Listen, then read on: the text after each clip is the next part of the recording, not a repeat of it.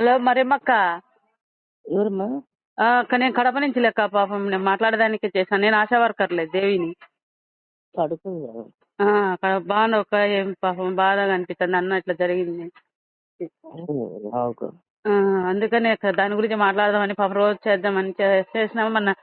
మన పక్కలు కూడా టీవీ వాళ్ళు అడిగినారు పాపం అక్కతో అమ్మతో మాట్లాడదామ్మా ఆయన గురించి చెప్దాం గొప్ప అంటే నేను చేసి కనుక్కుంటాలేనా నెంబర్ ముందు ఆమె పాపం అట్లా పరిస్థితులలో మాట్లాడగలుగుతుందో లేదో.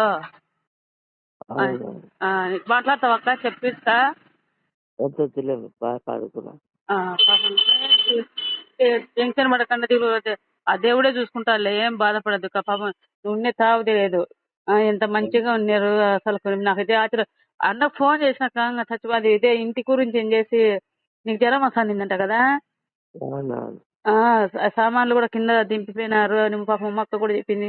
నేను ఫోన్ చేస్తే ఇస్తాంలే మా ఇల్లు కూడా మకం ఒక్కడు చూడలేకపోయినా నేను పాపం ఆ రోజు మాట్లాడిన పాపం నాకే బాధ అనిపించింది తెలుసని మరేమక్క కొడుక అని.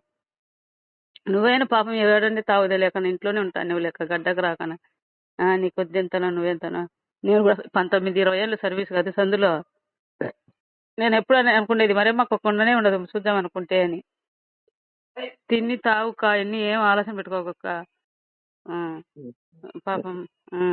అదే లేదు అదే చెప్దామన్నారు. నువ్వు చెప్తానంటే చెప్తారు కా. ఎందుకంటే మన గురించి ఆయన మంచితనం ఇవన్నీ చెప్పాలని పాపం వచ్చి ఏరియాలో కూడా ఈసారి రాజమొక్కలు అందరూ బాధపడి చెప్పినారు.